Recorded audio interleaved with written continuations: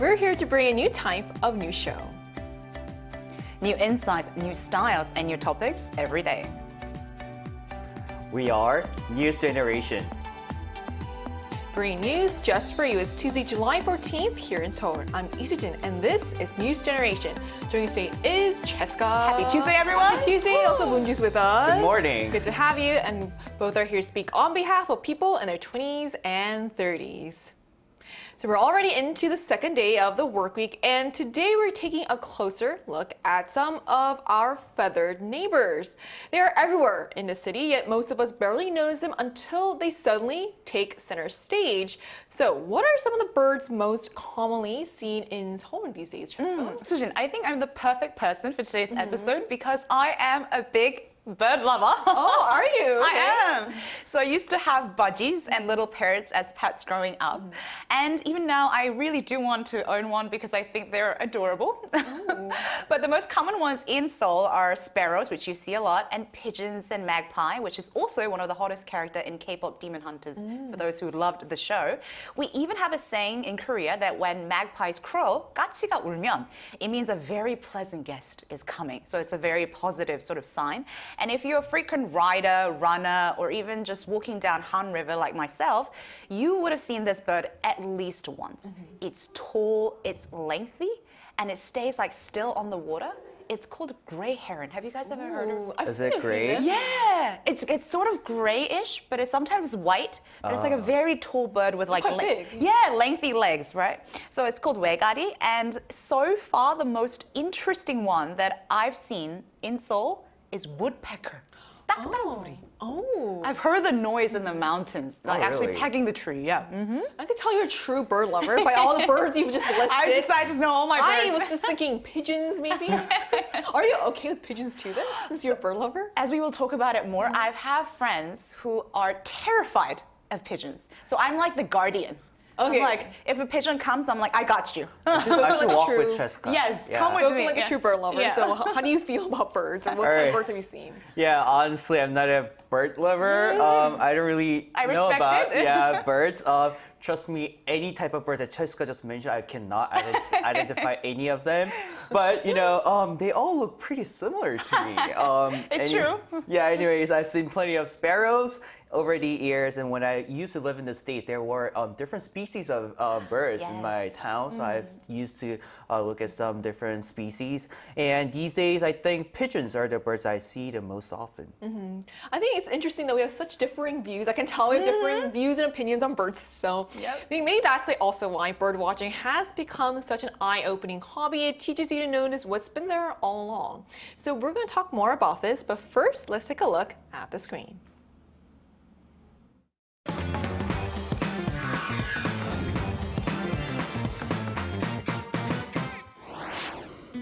Birds are a familiar part of city life, but most of us rarely pay much attention to them, whether they are perched on rooftops or flying through our neighborhoods.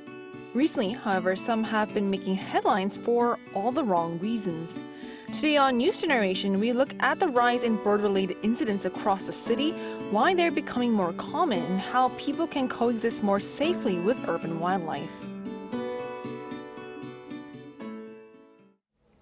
Just as we saw in the video, birds have always been part of city life, but recently our relationship with them has become a little more complicated.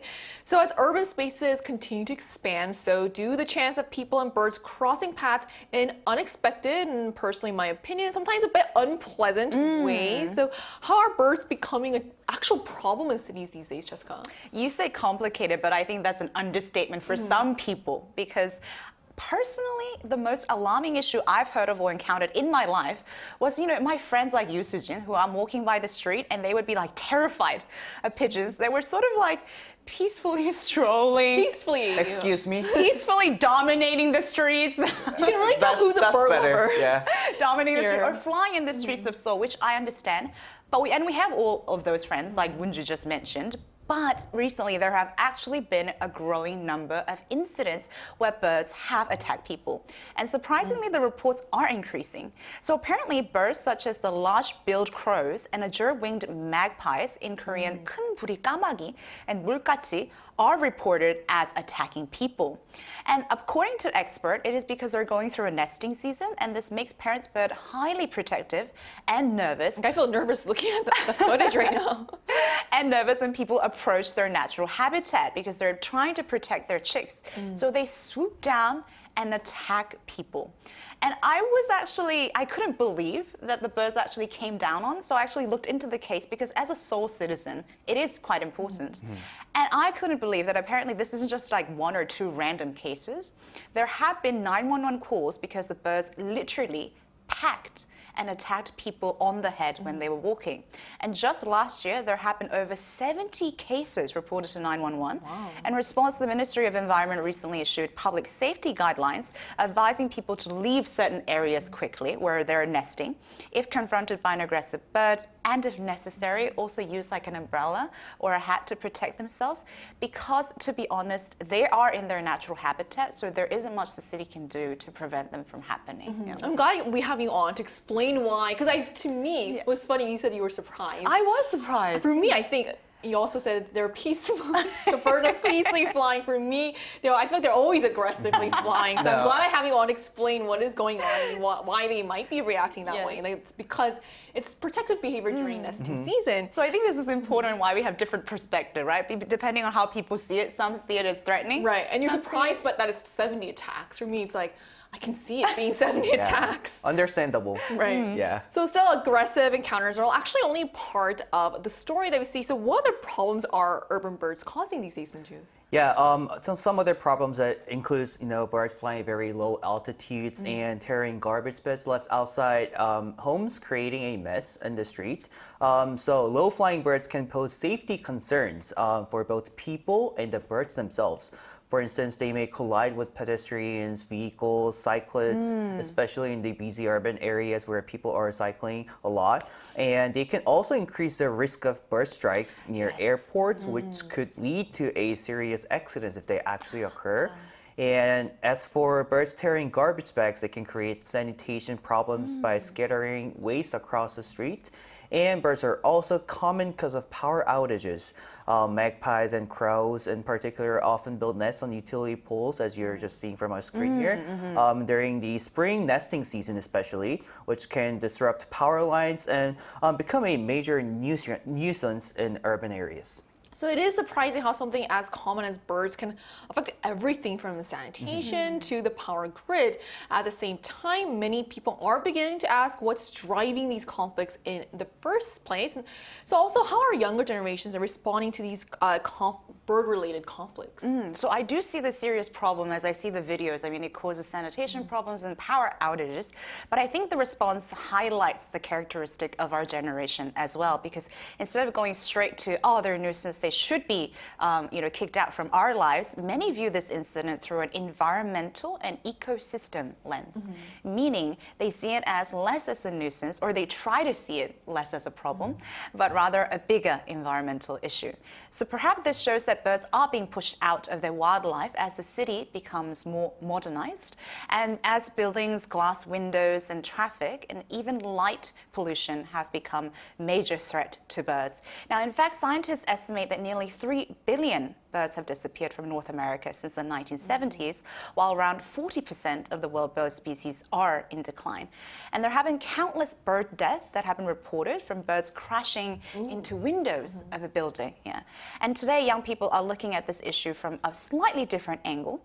So instead of saying, quote, oh, they're a city pest, how do we get rid of them? I think we're shifting a little bit more into, okay, what can we do to actually protect them and coexist with them? Because apparently there was a recent apartment complex here in South Korea that instead of driving away a mother crow, sort of like protecting her chicks, the resident actually agreed to be more careful until the nesting season had passed, which I think is a very meaningful and mindful step in the positive direction. Because I think previously we've done to push wildlife out to make more space for a living.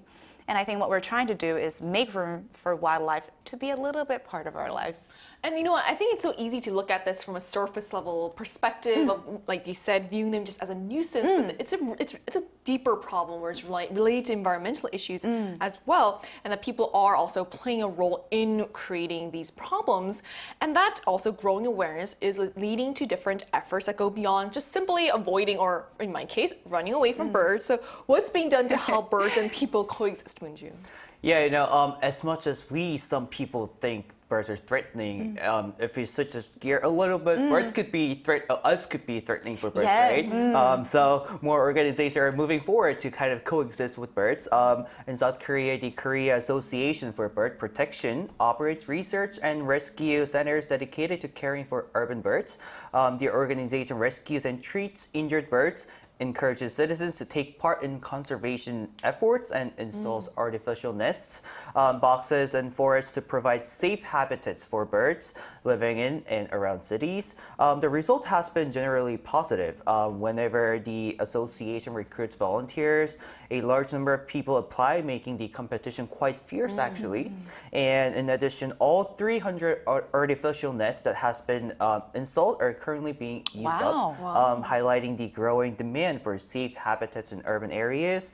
Also, other countries are also finding ways to help birds coexist with human beings. Singapore incorporates greenery into exteriors of buildings to create bird-friendly urban areas. Chicago has introduced bird-safe building, which I've heard first, standards to reduce bird collisions with glass, while the United Kingdom encourages developers to install nesting spaces for swifts as part of the new building. So, together all these efforts are helping create cities where people and birds can live or coexist, I think. I think that's really clever because in the long term, that's beneficial for both people and people as well. Exactly, yes. Right, so it's encouraging to see that coexistence isn't just an idea anymore, it's already being put into practice all around the world. And small changes in how we design our cities can make a big difference for both wildlife and the people who live alongside it. And to take a closer look at what is driving these conflicts between birds and people, we'll be joined by a bird expert after the break, so stay with us.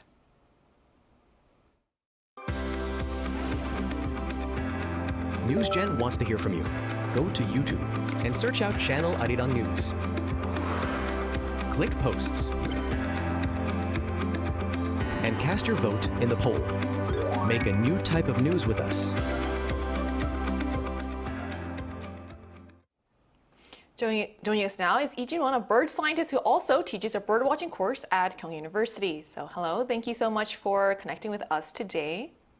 Hello, nice to meet you. Good to have you on. So which birds are most common in Korea cities, and what traits do they typically tend to share? To be honest, as Jessica mentioned very well, Thank you. I think the most common bird in Korea cities are tree sparrows and magpies and large-billed crows, as you mentioned, and azure-winged magpies also, and pigeon, brown-eared bulbuls, and several tit species. And on the river or stream side, you can see the waterfowl such as mallard and spot-billed ducks and waders, as you mentioned, the gray herons and some egretta species, etc. So many birds are around us, actually. And these are very good at living with people. They can eat many different kinds of food, and can nest on the buildings or trees and adapt it quickly to city life. So, yeah. So many people think nature is somewhere far away, but like in mountains or national parks, but that's not really true. Cities are the ecosystems too. Yeah. Professor, we have a very, very important question that concerns the livelihood of many of us here. Are bird attacks actually on the rise, or are we just noticing them more? And as you heard from the episode, there have been over 70 cases that are being reported just last year. So what should one do if a bird happens to attack you? Please tell us. Actually, most birds don't attack people, yeah. But what looks like attacking usually just a parent protecting each baby, as Jessica mentioned. And in Korea, azure-winged magpies and large-billed crows are the best example you mentioned. In late spring and late summer, early summer, young birds leave the nest before they can fly very well. So their parents stay close and sometimes fly toward people to keep them away, to protect them. Actually, these birds are now breeding more often in our cities. It means their population size is increased. So they are sharing the same parks, campuses, and neighborhood with us. That's why people are noticing this behavior more often. If it happens, just don't panic. Just stay calm and walk away from the area. So bird isn't trying to hurt you, it's just simply protecting its family. So if we know that, we can respond to it properly. Yeah. Thank you. Yeah, so don't panic, stay calm, walk away. I will remember forever. Thank you, Professor. So our last question for you today is, what are some challenges that birds actually face living in the cities, and also what could be done so human beings and birds could coexist better? For birds to live, they need some food, waters, and space and shelters to rest, to nest. So if you look at the birds in the cities, then city have all of them, all of things the birds need. So city can actually be a great place for birds, but they are not easy place to live as well. So birds lose place to nest. They often hit the window, as mentioned, and they have to deal with traffic, noise, light pollution, and many other human activities. Of course, we can make cities more bird-friendly by planting native species, protecting green spaces, and making buildings safer for birds. But I think the biggest challenge is only conflict, it's also indifference. Many people don't see birds as a problem. They just simply don't know them at all, notice them at all. So when you don't notice birds, when you don't notice nature, and we don't value it, and we cannot protect it. So birds are our partners in the urban ecosystems. They remind us that cities are not just place for people. They are living ecosystem shared by different kind of species. So once people begin to notice birds, they begin to notice nature again, I said. And I think that's where the coexistence really begins. All right, so I guess coexistence will be an important topic, and it'll be something that people should all strive towards. So thank you so much for sharing your insights and your tips for what to do when a bird attacks you. So thank you for that as well. Thank you. Have a good day. Thank you. Thank you. So we just heard from a bird scientist about which birds thrive in our cities, why bird-human encounters are becoming more common, and how people and birds can safely share the same urban spaces. Interestingly, these conversations are also changing the way younger generations are looking at birds. So how are young people turning their interest in birds to actual hobbies, Cheska, as a bird lover? I want to hear what you want to say of this. Yeah, so I was quite interested too when I was preparing for the episode, but have you all heard of like bird watching? I mean, yes, I've heard of it. Oh, you've heard of it as an activity? That was my first time hearing. So this is a stereotype, but I actually thought that bird watching was kind of like a hobby for my grandfather and my dad generation. You know, they wear the vest and they have the binoculars and they go out into the forest and woods. Apparently, now it's becoming a thing for younger people as well. There's actually a community that forms on social media, group gathering, to go out together and observe birds in their natural habitat, either with binoculars or just with their cameras. And the growing interest is proven by the growing merchandise products in Korea as well. We call them gutsu. So they are selling stickers, keychains, books, and hear me out, they're even creating web cartoons related to bird content. And I think the hobby has also gained mainstream attention after celebrities, including novelist Jang Se-rang, actors Kim Tae-ri, and even model Lee So-ra actually share their love of bird watching. And I kind of thought about it, and I think it is similar to going fishing, because it's very peaceful. And I think many millennials and Gen Z are trying to make effort to be part of the nature through these kind of activities as well. And I guess that is a really good hobby to have, because like our Zoom guest, our bird scientist said, like, it's good to know and have more awareness about birds that are living with us, and educating ourselves is one step to do that as well. So it is fascinating how something that many people overlook has become a social hobby and even inspires a merchandise and also a fan community. And this isn't just happening in Korea. So how much has birdwatching become popular in other countries? I'm so curious, actually. Yeah. Oh, by the way, just hearing who celebrities that has bird watching as hobby, I should probably get it. Oh, now you're interested? Now you're like, kind of maybe this is interested in- something I want to Yeah, try. I'm kind of interested in, by the Now way. you want to get on the trend? Yeah, I'll take on the trend. Anyways, So Gen Z. the bird watching isn't limited to South Korea, actually. Similar trends are emerging around the world. The Guardian reports that around 750,000 members of Generation Z, Gen Z, in the United Kingdom regularly enjoy bird watching. And one reason for its growing popularity is that the hobby has become much more accessible with more affordable equipment and the realization that birds can be found close to home. Bird watching is becoming easier and more appealing to young generations. You can tell it's definitely become a lot more accessible from what you said. So before we wrap up, let's now look ahead. So Cheska, what can we do to better coexist with birds, in your opinion? I think it's a great question. And I think our guest, Professor, mentioned something really beautiful, which is we have to sort of look at birds as to remind us that humans are part of the nature.